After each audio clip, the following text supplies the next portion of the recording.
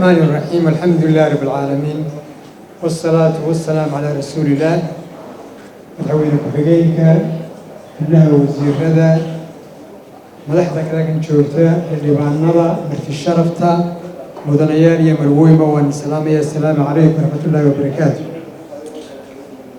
حفلتنا اللي سوينا مرنتي وحوي وحفلة بدبالوي نفل بدبالين عيو يمالة بدبالين عيو حلك ووهر الرئية الدولة دي عيلة هاي وحويني بدبالي سمواتنك نفتيسة يمالكيسة سيدا أولد رنتياديات بان بوغادينيا وهمبليينيا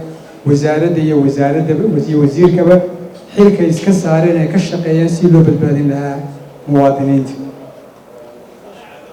بابوه واستامها هرومك وقاديد وينكوكوها تدي الدنيا وينوبها كما مارن لكن بابوه هو الدلاوي هل كان له كلامه هو عالم كون سنة كي بابوه دلاوي هل مليون يلا بقول يكونتم كن أوقف دلاوي سنة كي عالم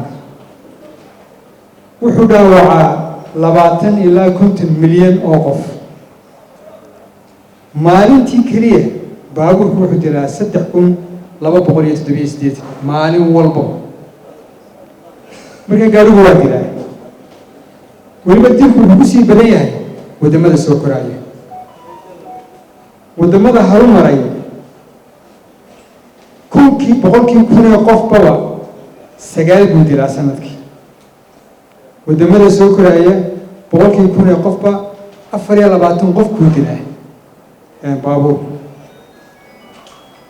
haddana waxa baabuur badan wadamada harumaray inka Mareykanka kala soo qaado kunkii qof waxa ku soo hagaagaya 812 baabuur dadkii baabuurtu isku dhoweeyay isla kaadaan Somaliland haddii ay soo qaadno in ilaa 50 baabuur ay soconayaan iminka oo ay jidka ku jiraan dadkeena ilaa 4 milyan ka soo qaadno waxay ugu soo hagaagaya waa boqolkii kunba waa 12 baabuur haddana boqolkii kunba 12 ka baabuur ba ka shil badan baa laga yaabaa wadamada intaas oo kun intaas oo boqol kunkii bay ku soo hagaagayaan buuga xogta yalla Somaliland fikraysa wasaaradda qorsheynta soo saarto wuxuu ina tusinayaa in 2016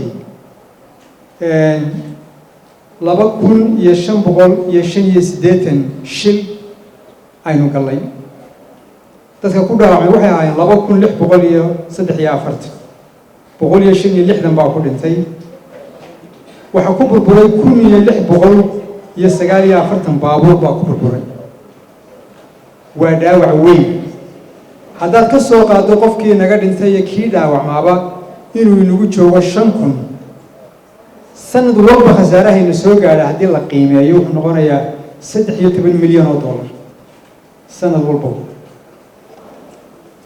haddaba haddii la isweydiiyo maxaa keenaya shilalka sidii halkan laga sheegay dhowr shay ayaa isbiirsada mid waxa weeye waa dareewalka oo xun sidii la sheegay midna waa wadada oo xun midna waa baabuurka oo xun ta kale waxa weeye calaamadaha wadada oo xun ama jirinba tashanaada waxa weeye sharciga fulintiisa oo iyaduna aan wanaagsanayn qofkii sharciga jabiyay sharciga laguma fuliyo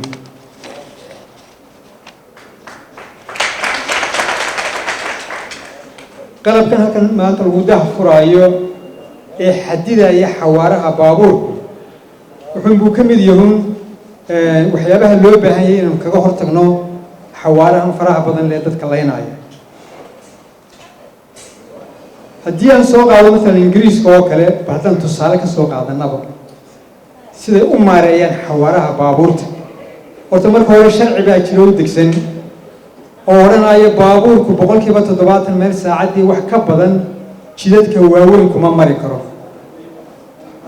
jidadka miyiga ee dhuudhuwan waxa loo xadiday 60 kilomitir saacadiiba mar hadduu baabuurku magaalada soo galo waynaanu ka badan 30 ilaa 20 mayl saacadii marka horta waxaynu u baahannahay inaynu soo rogno sharci sheegayo oo odhanaya xawaaraha in ka badan kuma socon kartid halkaad marayso.